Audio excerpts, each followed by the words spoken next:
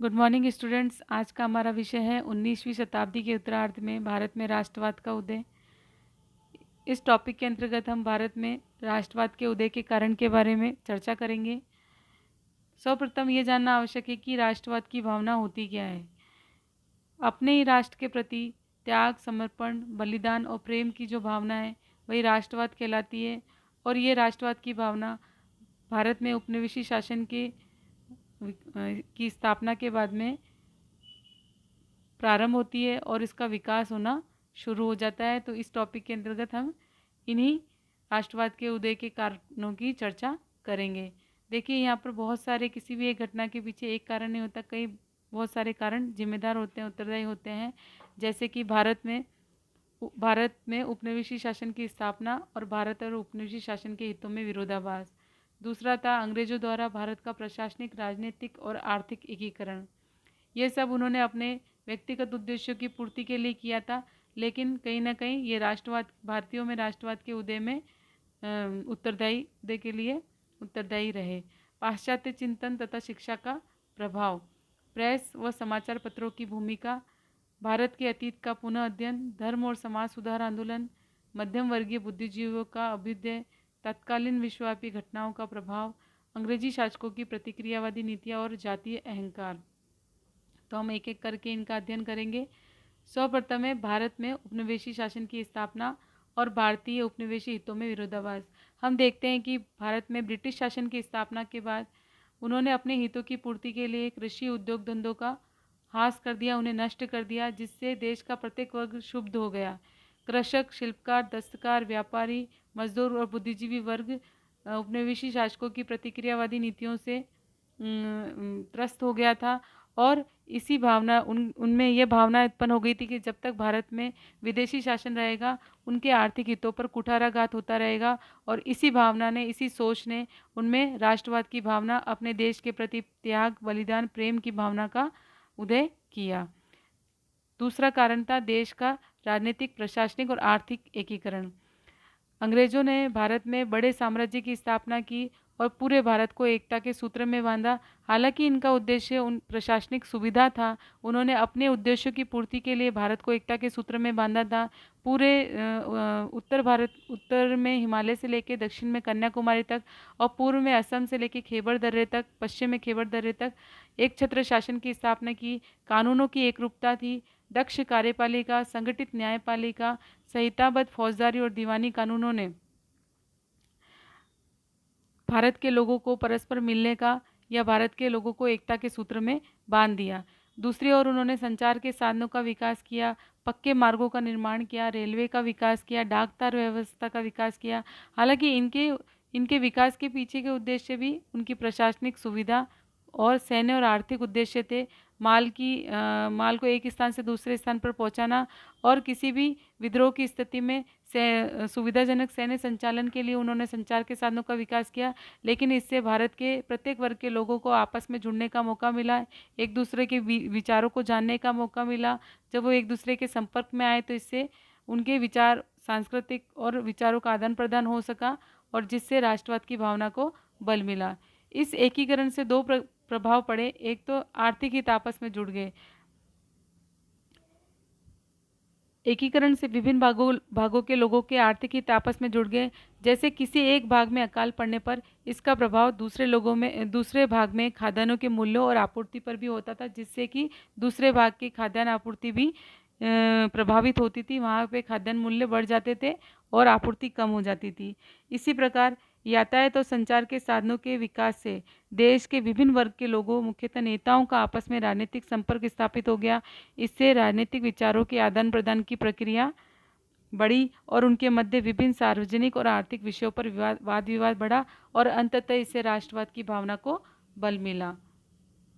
अब हम देखते हैं पाश्चात्य चिंतन तथा शिक्षा का प्रसार। उन्होंने प्रशासनिक आवश्यकताओं, यानी अंग्रेजों ने प्रशासनिक आवश्यकताओं के उद्देश्यों के लिए और एक देशभक्त क्लर्क कह सकते हैं, देशभक्त तो नहीं कह सकते, अंग्रेजों के प्रति स्वामी भक्त क्लर्कों की आवश्यकता की पूर्ति के लिए उन्होंने भारत में पाश्चात्य शिक्षा प्रणाली को लागू किया, अंग्रेजी शिक्षा प्रणाली को लागू किया। लेकिन इससे नवशिक्षित वर्ग का उदय हुआ और इसने पाश्चात्य राजनीतिक विचारकों को पढ़ा, जैसे Bentham, शीले, Milton, pen, Rousseau, Voltaire के अतिवादी संग्रहों को जब उन्होंने पढ़ा तो उन्होंने उनमें स्वतंत्र राष्ट्रीयता की भावना जगी और स्वशासन की भावना जगी और इससे राष्ट्रीयता का विकास हुआ। दूसरी ओर अंग्रेजी जो थी, अंग्रेजी भाषा को जब बल मिला उपनिवेशी शासन के दौरान, तो उससे ये पूरे देश के लिए एक संपर्क भाषा का इसने रूप ले लिया और राष्ट्रीय आंदोलन को अखिल भारतीय स्वरूप प्रदान किया। इसी से इन्हीं पाश्चात्य राजनीतिक चिंतकों के प्रभाव से मध्यम वर्ग का उदय हुआ। मध्यम वर्ग ने जब इनके विचारों को पढ़ा तो उन्हें उनमें राष्ट्रीयता की भावना का विकास हुआ। अब हम देखते हैं प्रेस व साहित्य की भूमिका। यद्यपि उपनिवेशी शासकों ने प्रेस पर कई तरह के प्रतिबंध लगाए, लेकिन फिर भी ये प्रेस उपनिवेशी नीतियों की आलोचना करता रहा और पूरे देशवासियों के बीच में एकता को स्थापित करने का आह्वान करता रहा। इन्हीं प्रेस की भूमिका की वजह से राष्ट्रवादी नेताओं के मध्य विचारों के आदान प्रदान में सहायता मिली। दूसरी ओर साहित्य, कई ऐसे राष्ट्रवादी साहित्यकार हुए जिन्होंने 19वीं शताब्दी में भारतीय जन जागरण को प्रेरित किया। जैसे हिंदी भाषा के भारतेंदु हरिश्चंद्र, बांग्ला के रविन्द्रनाथ टैगोर, राजा राममोहन राय और बंकिम चंद्र चटर्जी, मराठी में विष्णु शास्त्री चिपलूणकर और असमिया में लक्ष्मीनाथ बेजबरुआ ने राष्ट्रवादी साहित्य को प्रोत्साहन दिया। अपने साहित्य के माध्यम से लोगों को जगाने का प्रयास किया। इन साहित्यकारों ने अपनी रचनाओं द्वारा भारतीयों में स्वतंत्रता, समानता और एकता, भाईचारा तथा राष्ट्रीयता की भावना को बढ़ावा दिया और इन्हीं के प्रयासों से आधुनिक राष्ट्रवाद के विकास को प्रोत्साहन मिला। भारत के अतीत का पुनः अध्ययन। 19वीं शताब्दी के प्रारंभ में भारतवासियों को अपने प्राचीन इतिहास का ज्ञान अत्यंत कम था। वे केवल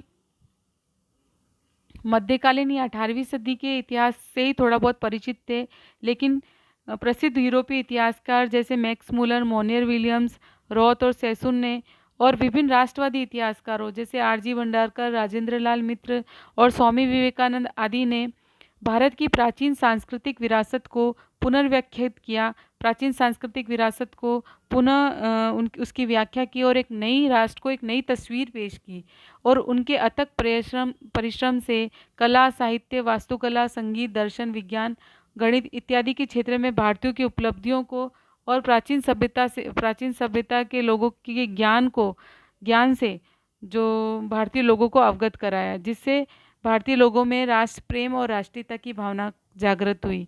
यूरोपीय चिंतकों ने व्याख्या दी कि भारतीय तथा यूरोपीय एक ही प्रकार की आर्यों की संतान है। इसका भारतवासियों पर मनोवैज्ञानिक प्रभाव पड़ा और उनमें प्रजातीय हीनता की भावना जाती रही। इससे देशवासियों की ये भ्रांति भी दूर हो गई कि वे सदैव ही गुलामी की जंजीर में बने रहेंगे और अंततः उन्होंने अपने देश को स्वतंत्र कराने के लिए अपने मन में राष्ट्रीयता के बीज बोना शुरू कर दिया। फिर सामाजिक धार्मिक सुधार आंदोलन। इन सामाजिक धार्मिक सुधार आंदोलनों के माध्यम से व्यक्तिगत स्वतंत्रता, सामाजिक एकता और राष्ट्रवादी के सिद्धांतों पर जोर दिया गया।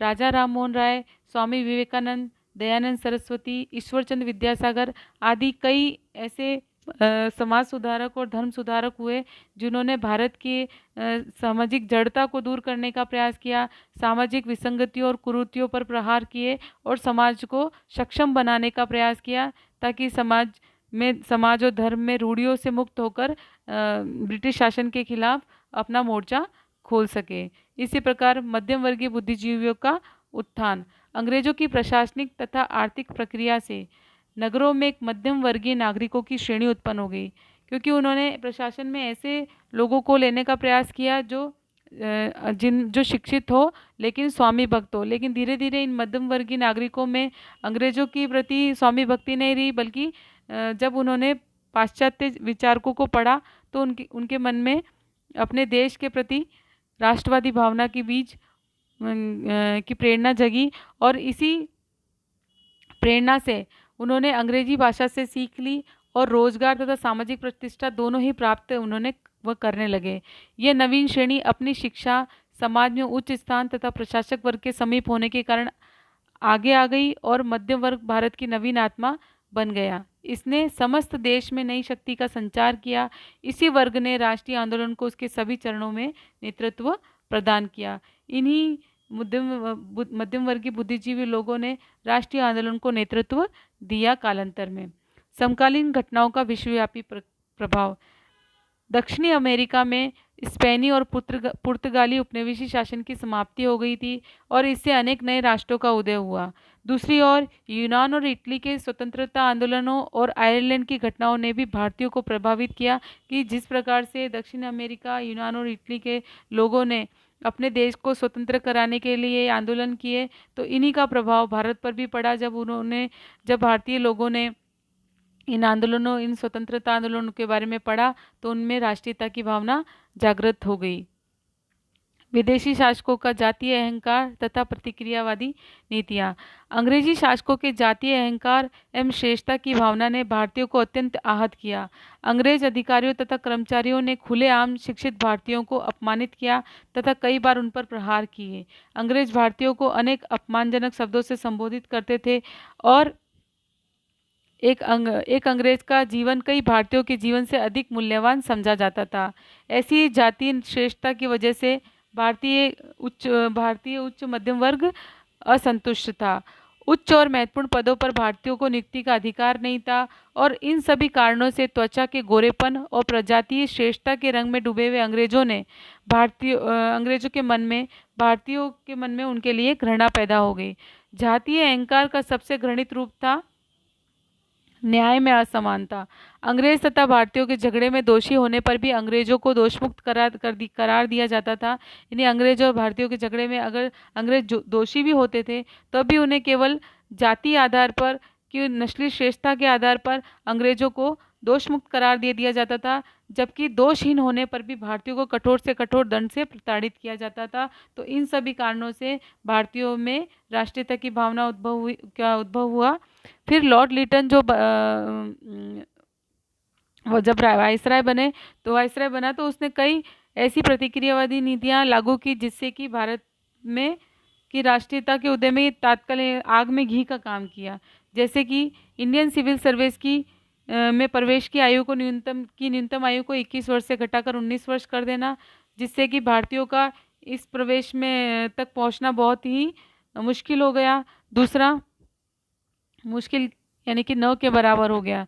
दूसरा था जब पूरा दक्षिण भारत भयंकर अकाल की चपेट में था, तब दिल्ली में 1877 ईस्वी में भव्य दिल्ली दरबार का आयोजन किया गया और बहुत ही शान शौकत और विलास पर बहुत ज़्यादा खर्च किया गया और अकाल से निपटने के कोई उपाय नहीं किए गए। दूसरा था वर्नाकुलर प्रेस एक्ट के तहत प्रेस पर प्रतिबंध लगा दिया गया। इसे मुंह बंद करने वाला अधिनियम भी किया गया। जब प्रेस ने राष्ट्रवादी साहित्य छापा और राष्ट्रवादी विचारों को छापा अपने उसके अंदर प्रेस ने, तो इन्होंने वर्नाकुलर प्रेस एक्ट के तहत प्रेस पर प्रतिबंध लगा दिया। एक कठोर प्रतिबंध था, इसे मुंह बंद करने वाला अधिनियम भी कहा गया। शस्त्र अधिनियम बनाया 1878 ईस्वी में, जिसमें भारतीयों पर शस्त्र रखने पर पाबंदी लगा दी गई। इसी प्रकार था एक था इल्बर्ट बिल विवाद। लॉर्ड लिटन के अंतर्गत नहीं आता, ये रिपन के समय का है। इस लॉर्ड रिपन के समय इल्बर्ट बिल को लेकर भारत में एक विशिष्ट समस्या खड़ी हो गई। लॉर्ड रिपन ने इस प्रस्ताव द्वारा भारतीय मजिस्ट्रेटों को यूरोपियन अधिकारों के मुकदमे को लड़ने का निर्णय करने का अधिकार दिया, पर इस बात पर संपूर्ण भारत और इंग्लैंड में अंग्रेजों ने संगठित होकर ऐसा आंदोलन किया कि इस प्रस्ताव को संशोधित करना पड़ा। इस प्रकार से ये पता चल गया कि अंग्रेजों के मन में भारतीयों के प्रति कोई सम्मान की भावना नहीं थी, वह नस्ली श्रेष्ठता की मनोग्रंथि से ग्रसित थे और इन्हीं सभी कारणों ने भारतीयों को अंग्रेजों शासन के खिलाफ लड़ने के लिए प्रेरित किया और अपने देश के प्रति समर्पण, त्याग और बलिदान की भावना को और भी ज़्यादा मजबूत किया।